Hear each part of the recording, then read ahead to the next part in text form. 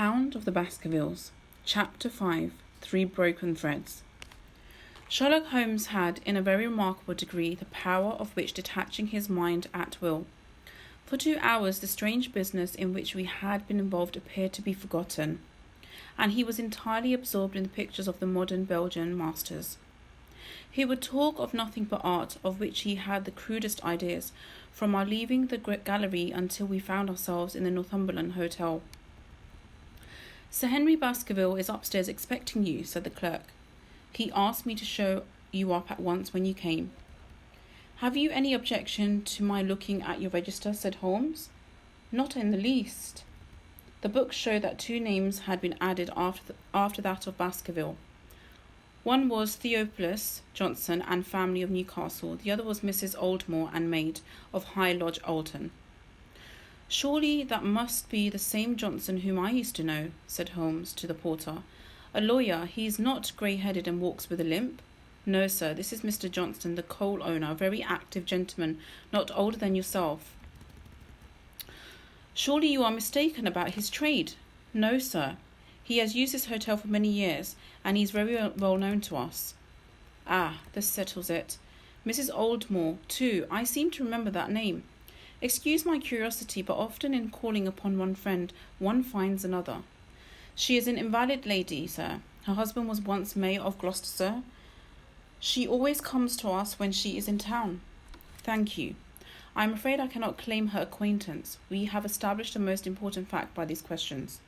Watson," he continued in a low voice as we went upstairs together, "we know now that people who are so interested in our friend have not settled down in his own hotel. That means that while they are, as we have seen, very anxious to watch him, they are equally anxious that he should not see them. Now, this is a most suggestive fact." "What does it suggest?" "It suggests hula, my fellow. What on earth is the matter? As we came round the top of the stairs, we had run up against Sir Henry Baskerville himself. His face was flushed with anger, and he held an old, dusty boot in one of his hands. So furious was he that he was hardly articulate, and when he did speak it was much broader and more western dialect than which we had heard from him in the morning. 'Seems to me they are playing me for a sucker in this hotel,' he cried. 'They'll find they've started in to monkey with the wrong man unless they are careful. By thunder, if that chap can't find my missing boot, there will be trouble. I can take a joke with the best, Mr. Holmes, but they've got a bit over the mark this time.' 'Still looking for your boot?' 'Yes, sir, and mean to find it.' 'But surely you said it was a new brown boot?' 'So it was, sir, and now it's an old black one.' 'What? You don't mean to say—' 'That's just what I mean to say. I only had 3 pairs in the world, the new brown, the old black, and the patent leathers, which I am wearing. Last night they took one of my brown ones, and today they have sneaked out the black.' 'Well, have you got it? Speak out, man, and don't stand staring.' An agitated German waiter had appeared upon the scene. 'No, sir, I have made inquiry all over the hotel, but I can hear no word of it.'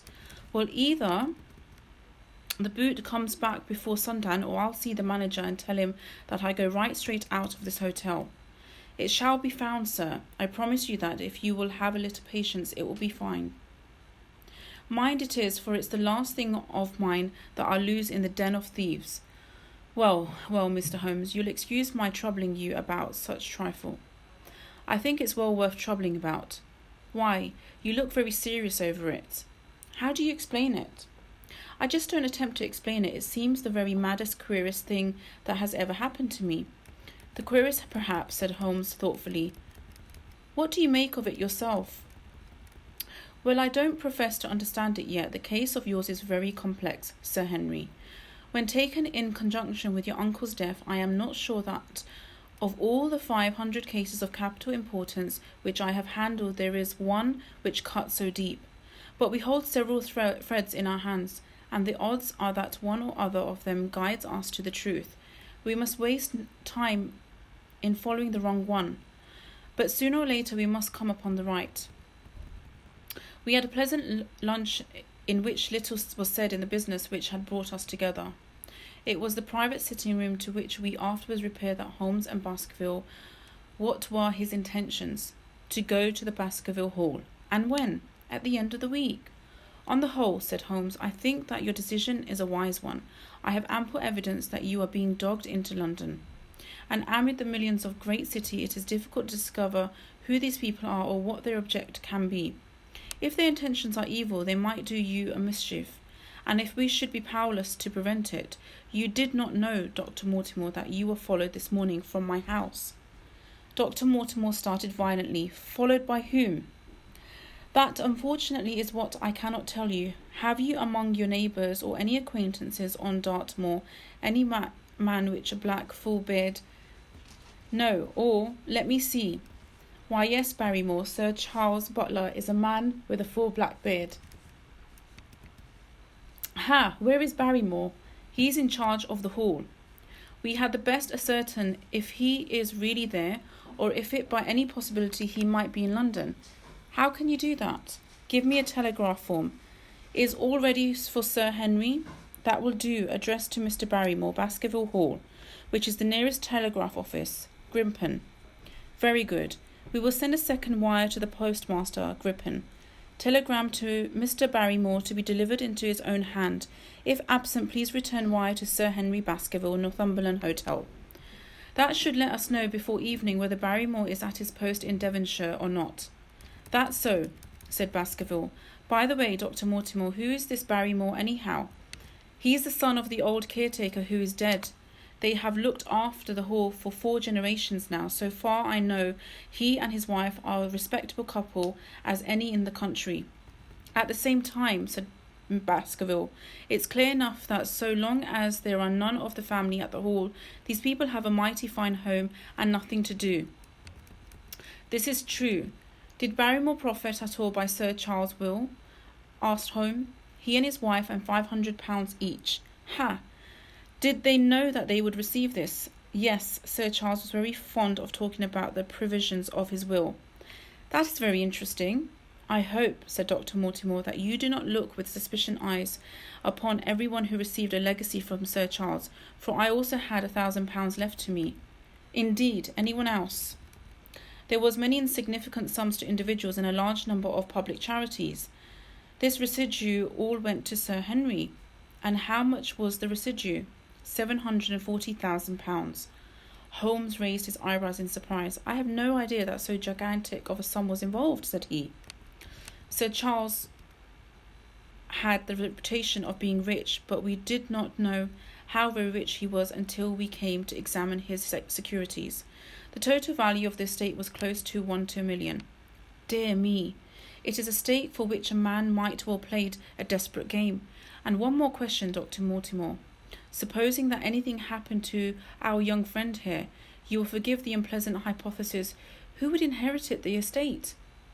Since Roger Baskerville's, Sir Charles' youngest brother, died unmarried, the estate would descend to the descendants, who are distant cousins James Desmond's, in an elderly clergyman in Westmoreland. Thank you. These details are of great interest. Have you met Mr. James Desmond? Yes. He once came down to visit Sir Charles. He is a man of venerable appearance and of saintly life. I remember that he refused to accept any settlement for Sir Charles, though he pressed it upon him. And this man of simple taste would be the heir to Sir Charles's thousands. He would be the heir to the estate because this was entailed. He would also be the heir to the money unless it were willed otherwise by the present owner, who can of course do what he likes with it. And have you made your will, Sir Henry? No, Holmes, I have not. I've had no time for it. It was only yesterday that I learned how matters stood. But in any case, I feel that money should go with the title and estate. That was my poor uncle's idea. How is the owner going to restore the glories of the Baskervilles if he has not money enough to keep up the property? House, land, and dollars must go together. Quite so. Well, Sir Henry, I am of mind with you as to the advisability of your going down to Devonshire without delay. There is only one provision which I must make. You certainly must not go alone. Dr. Mortimer returns with me, but Dr. Mortimer has his good practice to attend to, and his house is miles away from yours. With all the good will in the world, he may be unable to help you. No, Sir Henry, you must take with you someone, a trusty man, who will be always by your side. It is possible that you could come yourself, Mr. Holmes.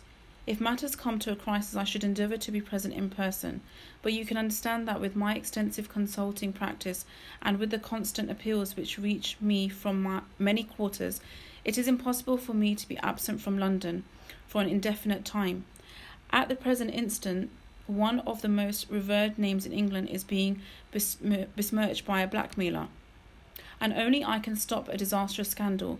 You will see how impossible it is for me to go to Dartmoor. Whom would you recommend then? Holmes laid his hand upon my arm. If my friend would undertake it, there is no man who is better worth having at your side when you are in a tight place. No one can say more confidently than I. The proposition took me completely by surprise, but before I had time to answer, Baskervilles seized me by the hand and wrung it heartily. "Well now, this is a real kind of you, Dr. Watson," said he. "You see how it is with me, and you know just as much about the matter as I do.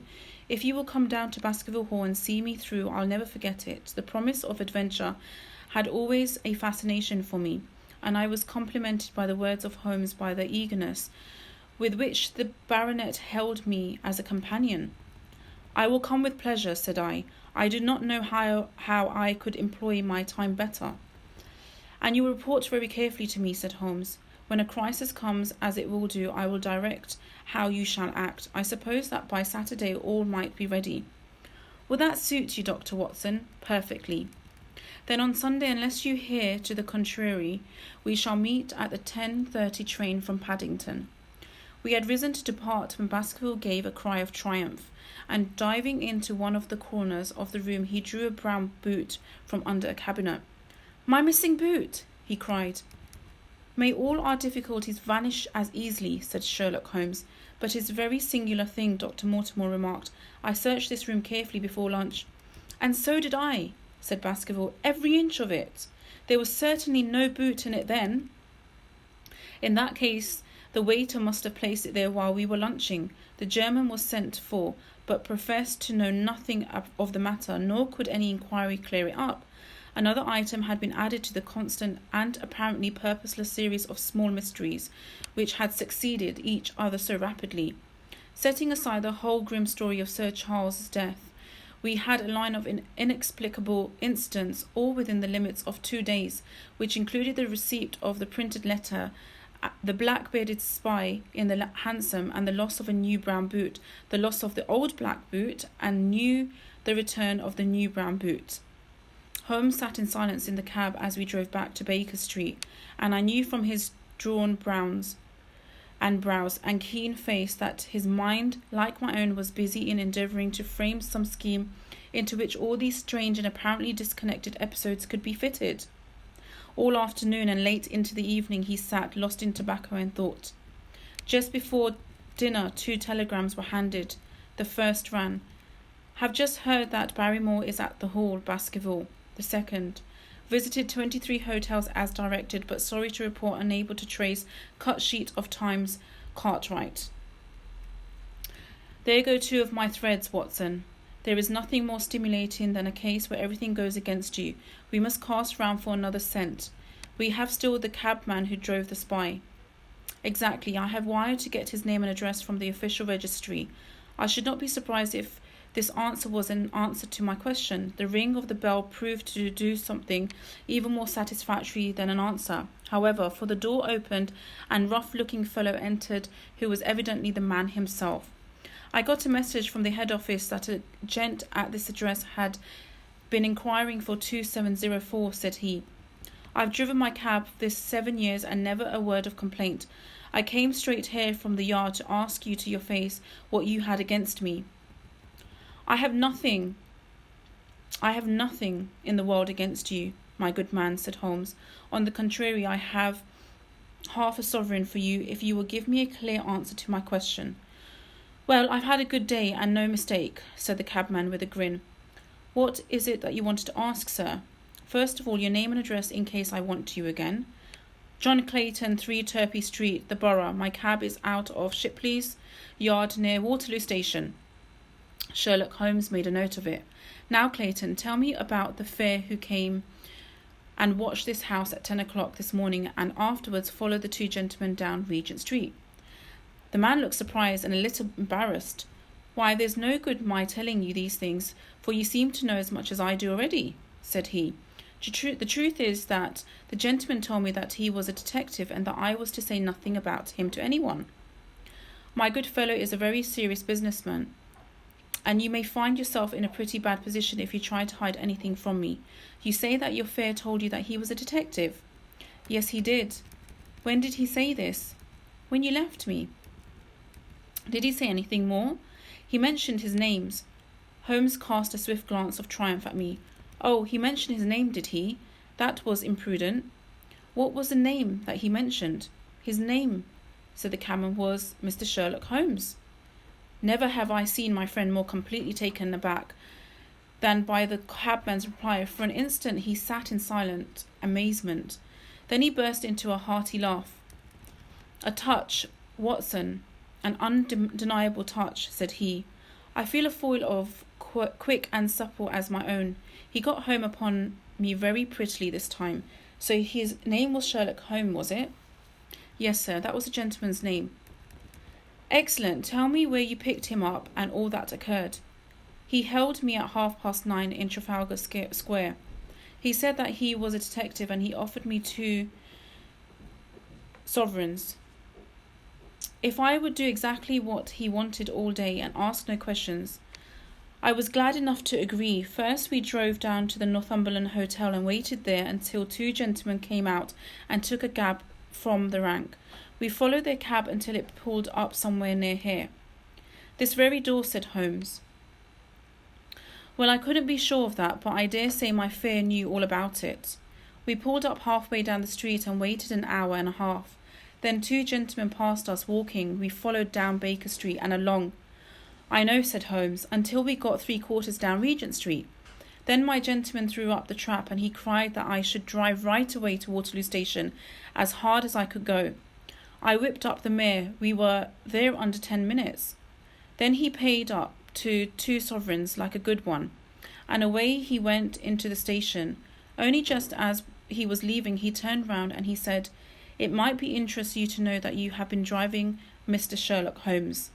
That's how I came to know the name." "I see. And you saw no more of him?" "Not after he went into the station." "And how would you describe Mr. Sherlock Holmes?" The cabman scratched his head. "Well, he wasn't altogether such an easy gentleman to describe. I'd put him at 40 years of age, and he was of a middle height, 2 or 3 inches shorter than you, sir. He was dressed like a toff, and he had a black beard cut square at the end, and a pale face. I don't know as I could say more than that." "Colour of his eyes?" "No, I can't say that." "Nothing more that you can remember?" "No, sir, nothing." "Well, then here is half-sovereign. There's another one for waiting for you if you can bring any more information. Good night." "Good night, sir, and thank you." John Clayton departed chuckling, and Mr. Holmes turned to me with a shrug of his shoulders and a rueful smile. "Snap goes our third thread, and we end where we began," said he. "The cunning rascal. He knew our number, knew that Sir Henry Baskerville had consulted me, spotted who I was in Regent Street, conjectured that I had got the number of the cab and would lay my hands on the driver, and so sent back the audacious message. I tell you, Watson, this time we have got a foeman who is worthy of our steel. I've been checkmated in London, and I can only wish you better luck in Devonshire, but I'm not easy in mind about it." "About what?" "About sending you. It's an ugly business, Watson, an ugly, dangerous business. And the more I see of it, the less I like you, and the less I like it. Yes, my dear fellow, you may laugh, but I give you my word that I shall be very glad to have you back safe and sound in Baker Street once more." To be continued.